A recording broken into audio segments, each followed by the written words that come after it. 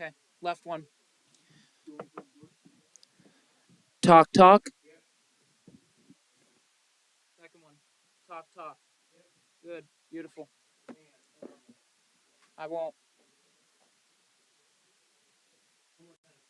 On which one? Both? Talking, 1, 2, 3. Talking, 1, 2, 3.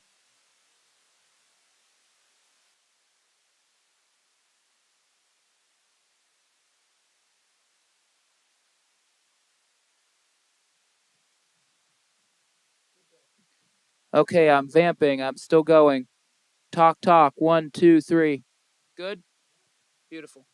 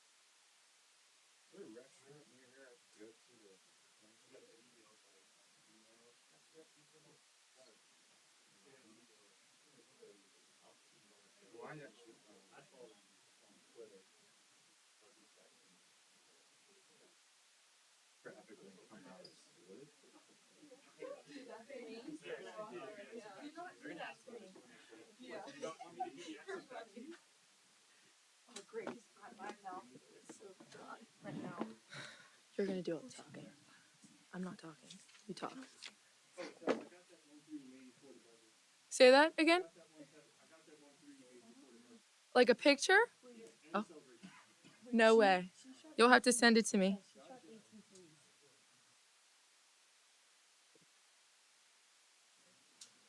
Wait, I gotta look at this real quick. The goal was 7 for 18. Oh shit. Damn, Meg. She put up 27.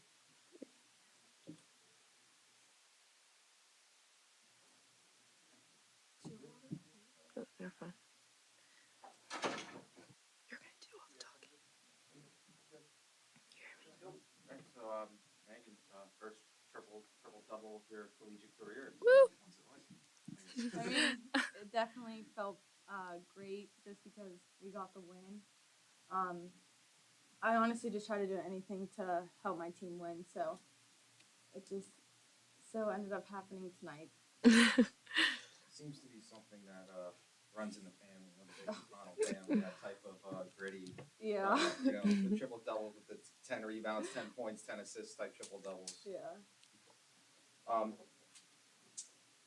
You guys really flipped the switch from first half to second half.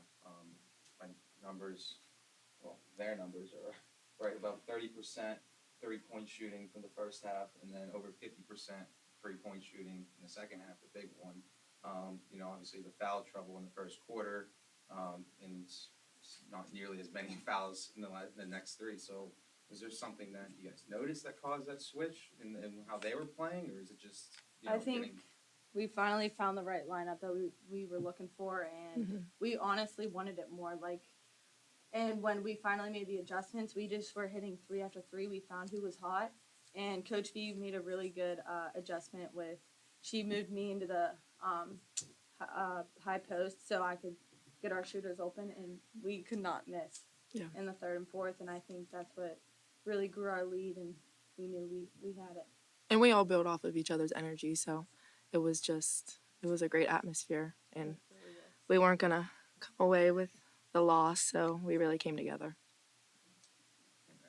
Obviously, you were 5 for 6 in 3-point range, 16 points, team high. So, what do you speak about your performance today? I mean, obviously my teammates got me open. I mean, again, just like Coach said, like first half you might not make your shots. It's a game of runs. Keep shooting the ball.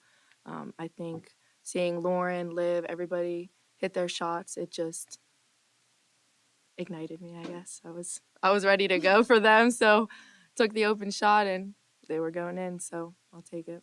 What really is key for mentally for breaking out?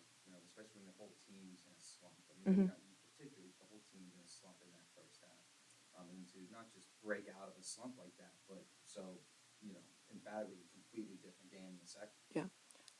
I mean, I think honestly, like we want it so bad just because every single game we lose, like it was in the fourth quarter. So we just always tell ourselves like we're playing for each other. We have each other's back. Like, and our defense is so like we are all on the same page now, Yeah. and we get stops and we get them when they count. And so that leads into our offense, and I think that's made a really big difference. Yeah. So even though in the first half, like our shots weren't really going for us, I think we were still able to keep a close enough. I mean, they had the lead, but we were able to fight back easier just by getting stops. And like Coach Bell always says, what does he always say? Defense carries. What does he say? Defense always carries. So I mean, exactly. It was our offense wasn't really flowing in the first half, and our defense put us in a position coming into the second half that we were down 6-7, and it was I also think done after that. Coach V made a good adjustment again. We were doing zone plays, and then we realized they couldn't stop our horns action, which is with Yanni in the post, and we just kept giving it to her, and they couldn't stop her. So I think Coach V realized that, and she made a good adjustment. Yeah, I mean, at the same time, while you guys struggled from the 3-point line in the first, they actually shot worse than you guys did in the first. So, speaking of that defensive performance, to really keep things going as close, what were you guys doing that were able to keep things close despite your struggles? I mean, obviously in our scout, we were focusing on going under the screens, and I think we were giving, especially number 4, too much room. She was too comfortable, and then she just got into a flow. And then from there on out, I mean,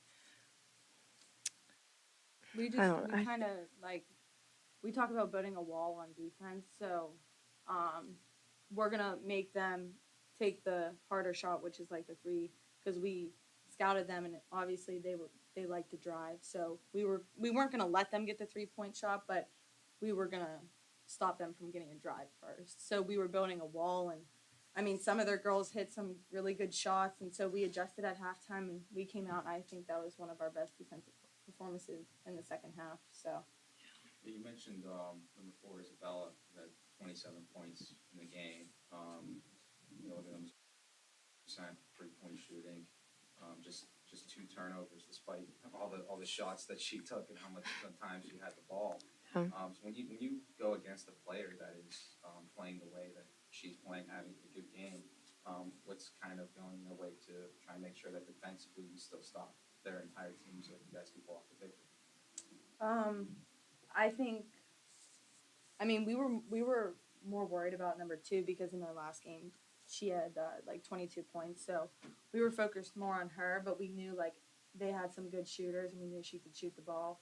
And it was just one of those nights for her. So we had to adjust, and we put Amaya on her, which I think Amaya with longer arms was able to get out there and give her a better contest. So I think Amaya did a better job on her in the second half.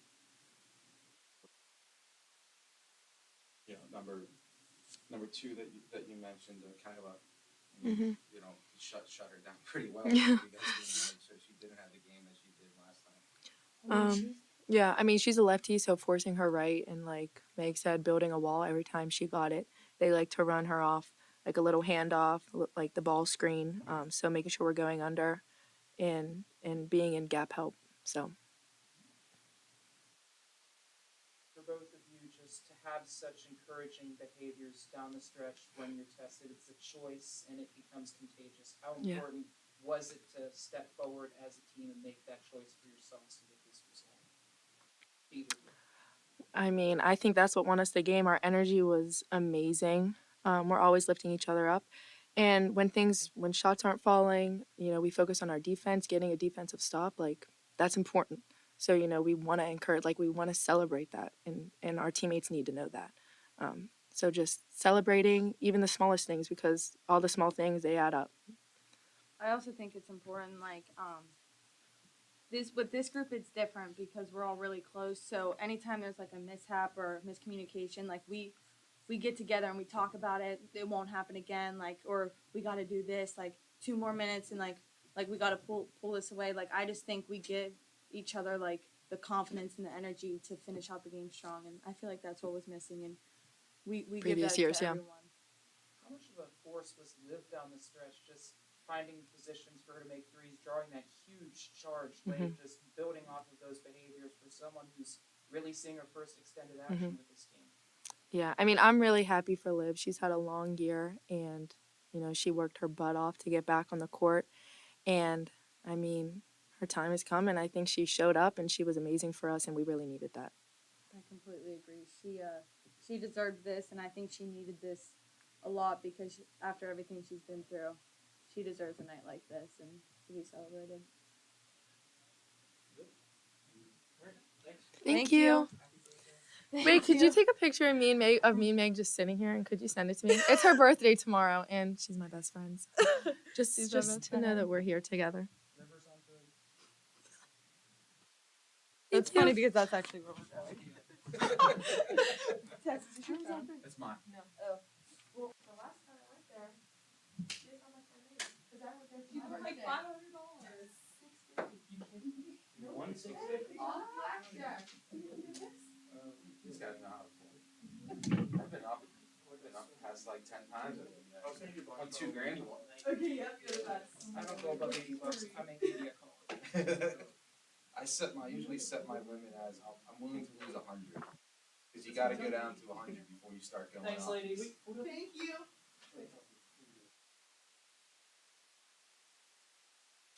Thanks, guys. You came down 11, 10:57.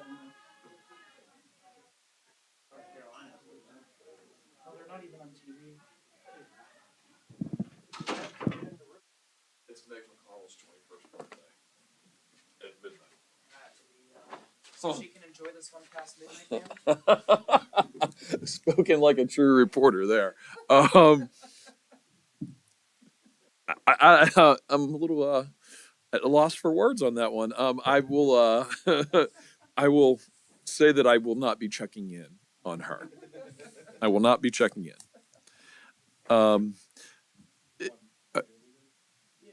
You guys are good. Okay, so we can have some fun about what we were just talking. It might or may not be on the record, but that's off the record. So let's just start. Here we go. This is a really fun group to coach, and I think that you can see that when you watch the game and you watch us play.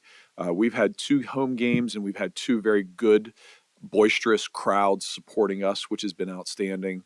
And our players really love one another. I think that what you saw tonight was really a definition of team, because you had multiple people, it really up and down the roster, you had pretty much everyone contribute in some positive way for us to have a victory tonight. And, when you have so many people coming at you and giving you positive contributions, good things are going to happen to you. Kudos goes to Brown. I'm very close with their head coach, and this is exactly what I expected this game to be. They take on the persona of their head coach, and that's a gritty, tough, smart team. And I think that they're ready to turn the corner in the Ivy, and I'm excited to watch them play, but I'm even more excited to watch us and the smiles that you see and the frankly the joy that our team is exuding. Start actually with the birthday girl, triple double her career. What do you like from her tonight? Well, she messed around and got a triple double, and it was a good day. That's a little ice cube for all you out there.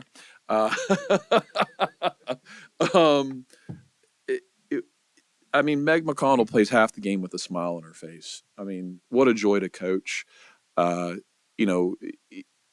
Vanessa Abel, our offensive coordinator, made a really smart adjustment to put her in the middle of their zone, and we were able to find her, especially in the third quarter, and it really changed the complexion of the game because when Meg has the ball in her hands, all 5 defenders have to be on her and guarding her, and she made some really good passes to get to that 10 assists.